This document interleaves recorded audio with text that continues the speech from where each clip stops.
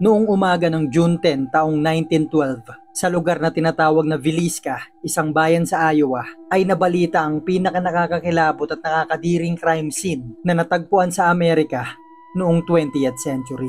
Ito ay ang mas kilala sa tinatawag na Villisca Axe Murders na siyang tinuturing na pinakakarumal-dumal na krimen sa kasaysayan ng Iowa hanggang ngayon.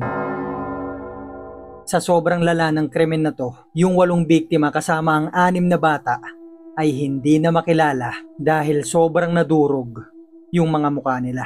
Yung bahay na pinangyarihan ng krimen hanggang ngayon ay nakatayo pa rin at isa ito sa mga tinuturing na pinakanakakakilabot na bahay sa Amerika.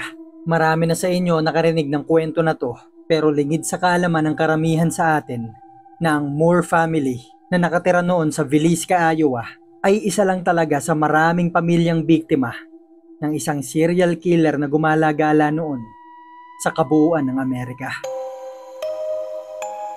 At kung kagaya kitang mahilig makinig sa mga ganitong uri ng kwento, mga horror, mystery, mga solved and solved cases, ay ilike mo na tong video na to and don't forget to subscribe. Gusto ko lang i-shoutout yung mga viewers natin na patuloy pa rin nagsisend ng super thanks sa mga video ng Dark Archives at sa napakaraming top supporters natin na nag-join sa membership ng channel. Sa kabila ng hindi na natin ito masyadong pinopromote at wala kayo masyadong perks na nakukuha. Maraming salamat sa mga suporta nyo.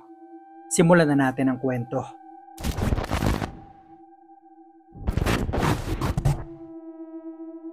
Noong June 10 taong 1912, si Mary Peckham ay nagising ng alas 5 ng umaga at nagsimula na siyang kumilos sa mga gawaing bahay. Nagsimula niya nang kunin yung mga binabad niyang damit, nagsimula niya na tumpigaan at isampay sa bakuran nila. Ganito palagi ang gawain ni Mary tuwing umaga. Ang pinakapinagtataka niya lang noong mga oras na yon, yung kapitbahay niyang si Sarah ay hindi pa lumalabas ng bahay nito. Dahil mga ganitong oras, alas 5 hanggang alas 6 ng umaga, ay nagsisimula na to magwalis, maglaba, magpakain ng mga hayop nila at higit sa lahat, makipagkwentuhan at makipagkismis sa kanya ng buong umaga. Sa makalipas na mga taon ay ganito palagi ang umaga nilang magkakapitbahay. Nawawala lang si Sarah kapag may sakit ito, kaya naman hindi niya na muna to kinatok. Pero sa paglipas na mga oras, nung natapos na si Mary sa mga gawain niyang bahay, mga alas 7 ng umaga, ay pumunta na siya sa bakuran nila Sarah. Ang ginawa niya ay pumasok na siya sa gate nito, pinakawalan niya yung mga manok, pinakain niya yung mga kabayo. Nung wala pa ring lumalabas sa bahay nila Sarah, ay kumatok na siya dito. Ang mga kasama ni Sarah sa bahay nila ay yung asawa niyang si Josiah Moore, mga anak nilang si Herman, 11 taong gulang, Catherine, 10 taon, Boyd, 7 taon, at si Paul, 5 taon. May 4 silang maliliit na anak, may negosyo rin sina Josiah at Sarah, kaya't nakapagtatakang sa makalipas na mahigit sa 2 oras, ni wala man lang lumalabas dito o ni wala man lang naririnig ng mga tunog si Mary sa loob ng bahay. Sinubukan niyang buksan yung pinto nito pero nakalak. Sinubukan niya rin buksan yung pintuan sa likod ng bahay pero nakasarado din to. Nagsimula ng mataranta si Mary kaya ang ginawa niya ay tinawagan niya yung kapatid ni Josiah na si Ross. Sinabi niya kay Ross yung sitwasyon ng bahay at makalipas ang ilang mga minuto ay dumating naman kaagad to. Ang ginawa ni Ross ay sumigaw-sigaw muna siya sa harap ng bahay nila Josiah. Tinatawag niya yung pangalan nito pero sa makalipas na mga minuto ay wala silang naririnig na kahit anong tunog na nanggagaling sa loob ng bahay. Ang ginawa niya ay sumigaw na siya na papasok na daw siya ng bahay. Nilabas ni Ross yung kopya ng susi niya at sa pagbukas ng pinto ay patuloy pa rin sila ni Mary sa pagsigaw sa pangalan ni Josiah at ni Sarah. Si Mary ay naiwan sa harap ng pintuan habang si Ross ay nagsisimula na mag-ikot sa unang palapag ng bahay. Habang tinatawag ni Ross yung pangalan ng kapatid niya, ay sinilip niya yung kwarto na nasa harap ng kusina. At dito, hindi niya maintindihan yung bagay na tinititigan niya sa ibabaw ng kama. Kaya't ang ginawa niya ay naglakad pa siya dito ng konti. At dito, na-realize ni Ross na may 2 bata palang nakahiga dito. Nakatalukbong yung mga muka, punong-puno ng dugo yung kama, maging yung paligid ng kwarto. Nagmadali siyang tumakbo palabas ng bahay.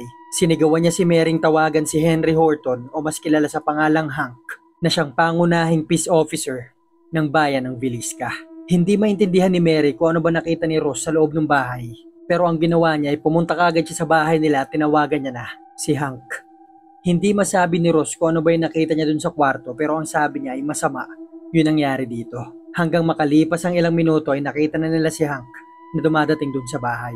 Ang ginawa ni Hank ay pumasok siya sa loob nito habang si Mary at si Ross ay putlang-putla at hindi alam ang gagawin na naiwan sa harap ng bahay.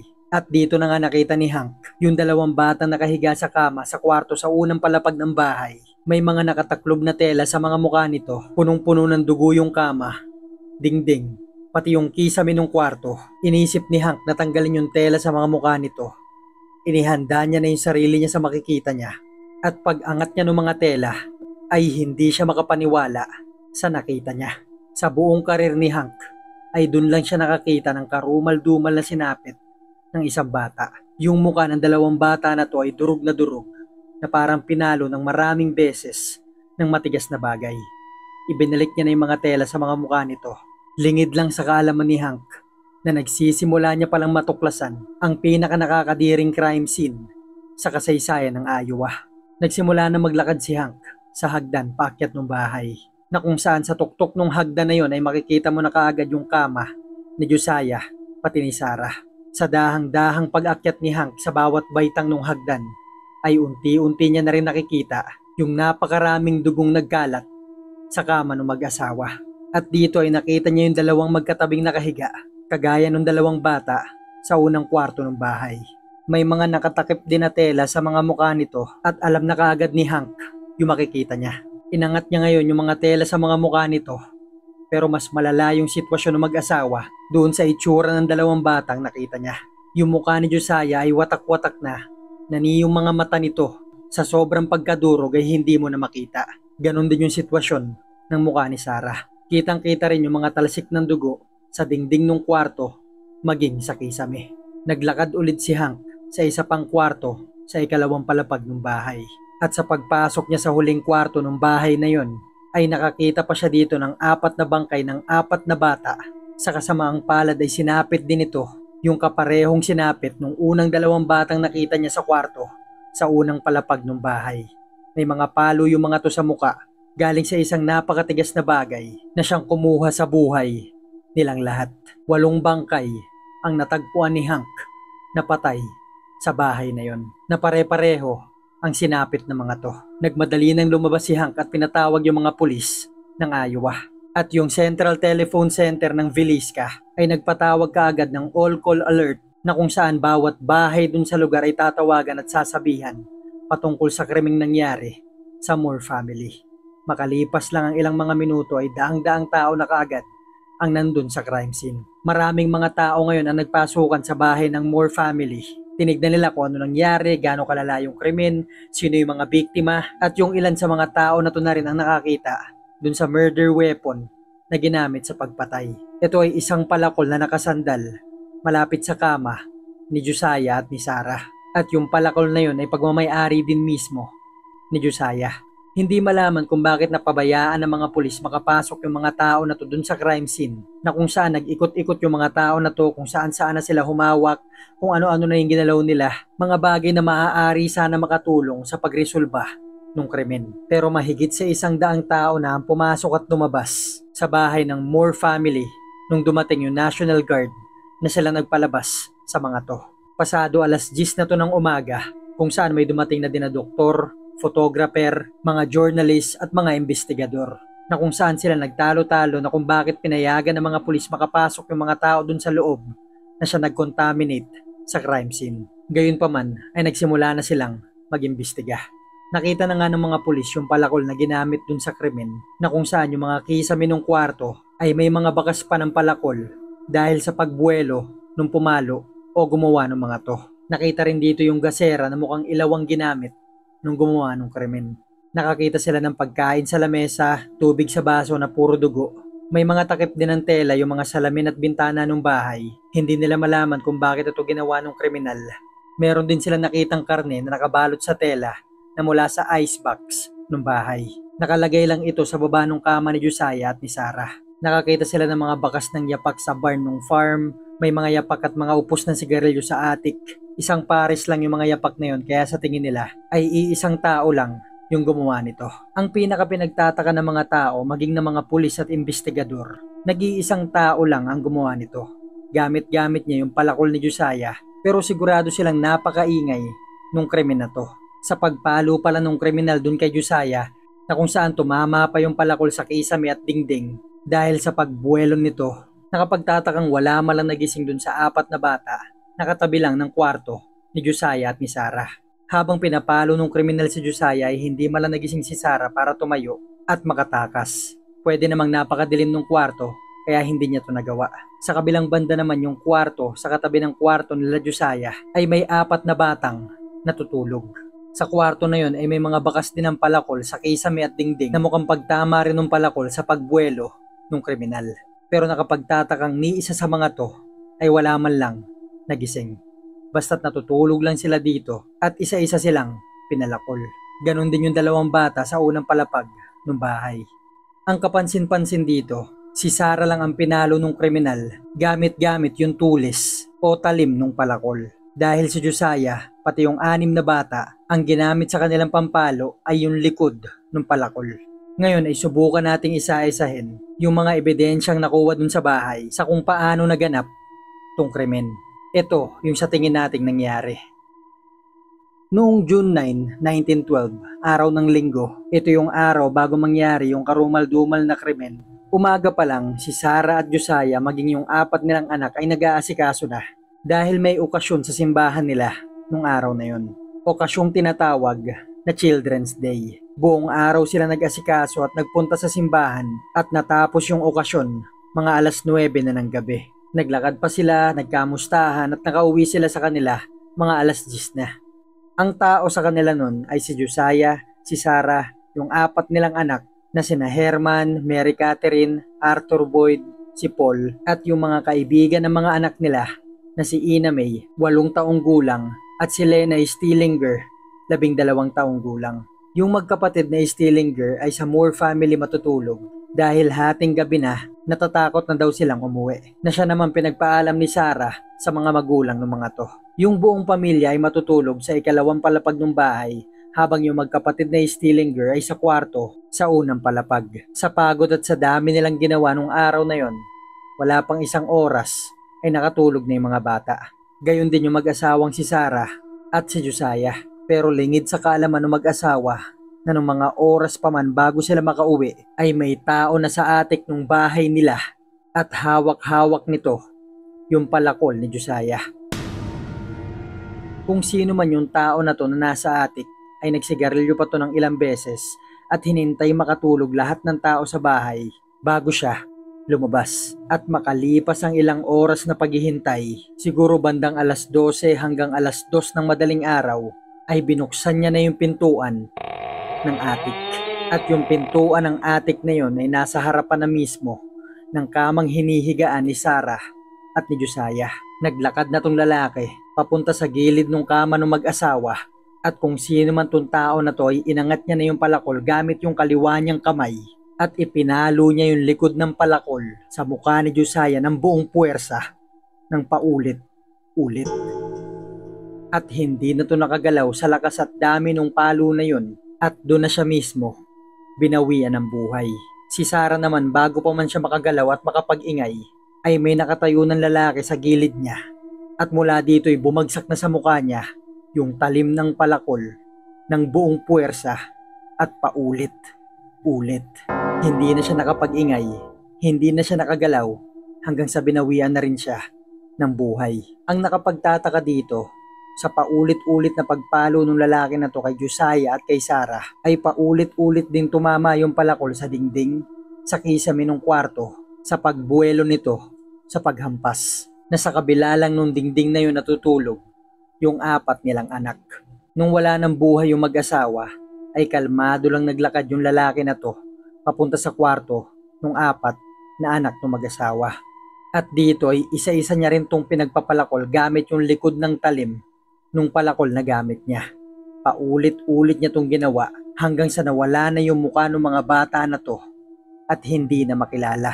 Ang mga edad ng 4 na bata na yun ay 5 taong gulang, 7, 10 at 11 taong gulang. Pagkatapos siya tong gawin dun sa 4 na bata, ay dahan-dahan naman siya naglakad pababa ng bahay papunta sa kwarto sa unang palapag. kung saan natutulog yung magkapatid na sina Lena at Ina Stillinger, na nung gabi na yon ay nakikitulog lang. Ang unang pinalo nitong kriminal gamit yung likod ng palakol ay si Ina. Paulit-ulit niya rin itong ginawa gaya nung unang anim sa taas ng bahay, at sa pagpalo niya sa ulo nito ay nagising si Lena. Sinubukan niyang salagin yung mga palo ng palakol sa kanya gamit yung mga kamay niya hanggang sa siguro tinamaan na rin siya sa muka at binawian na siya ng buhay. Pero hindi pa dito nakontento yung tao na to. Umakyat ulit siya sa ikalawang palapag ng bahay. Tumayo siya sa gilid ng kama ni Josiah at ni Sarah at pinagpapalakol niya tong dalawa ng paulit-ulit hanggang sa yung mga mukha nila ay humalo na sa tela na ni hindi na nagmukhang muka ng tao. Pagkatapos ay pumunta naman siya ulit dun sa apat na bata. Ginawa niya rin dito yung ginawa niya sa mag-asawa. Pagkatapos ay bumaba ulit siya sa magkapatid na Stillinger. Hinubad niya yung salawal ni Lena na siyang pinampunas niya sa palakol na ginamit niya. Pagkatapos nito ay naghanda siya ng pagkain niya pero iniwanan niya lang to sa lamesa. Naglagay siya ng tubig sa isang malaking baso at naghugas siya dito ng kamay. Pagkatapos ay pumunta siya sa ikalawang palapag ng bahay. Isinandal niya yung palakol sa tabi ng kama ng mag-asawa. Pagkatapos ito ay kumuha siya ng mga damit, apron, kumot, bedsheet, ng mga panyo, ng mga tuwalya at tinakpan niya yung mga muka ng mga biktima niya. Tinakpan niya rin ng mga tela yung bawat salamin ng bahay, pati bawat bintana sa loob nito. Hindi alam ng mga pulis kung bakit niya to ginawa. Kumuha rin siya ng karne sa icebox ng bahay. Binalot niya to ng tela at iniwanan sa baba nung kama ng mag-asawa, na animoy ayon sa iba ay parang alay. Kinuha niya yung susi sa katawan ni Josiah, nilak niya lahat ng mga pintuan at bintana. Pagkatapos ay lumabas siya ng bahay bandang alas 3 hanggang alas 5 ng madaling araw nang wala man lang nakakaalam sa nangyari sa loob nito. Walang ingay, walang mga saksi, walang natirang buhay at walang ebidensyang pwedeng humabol sa kanya. At bandang alas 5 na nga ng umaga nung June 10, Lunes, nung nagising si Mary Peckman, na siyang nakapansin na parang walang tao sa loob nito, na siyang tumawag kay Ross na siya nakasaksi sa karumal-dumal na krimen na sinapit ng buong pamilya ni Josiah at ni Sarah, maging yung dalawang Stillinger na noon ay nakitulog lang. Ayon sa pag-iimbestiga ng mga pulis ay walang forced entry dun sa bahay. So ibig sabihin, nakapasok yung tao na to habang nasa simbahan yung pamilya ni Josiah. Maaaring isa sa mga pintuan o isa sa mga bintana ng bahay ay naiwan nilang bukas. At nakapasok yung tao na to bandang alas 8 hanggang alas 9 nung gabi. Mga oras na natutulog na yung pamilya ni Barry Peckman. Mga oras din bago dumating yung pamilya ni Josiah. Maraming mga inaresto, maraming ininterrogate, maraming mga tips na lumutang, maraming naging suspect, pero ni isa ay walang nakasuhan. Dahil sa kakulangan ng ebidensya at limitado pa rin ang mga gamit ng mga doktor at mga pulis noon sa pagresolba ng mga ganitong uri ng krimen.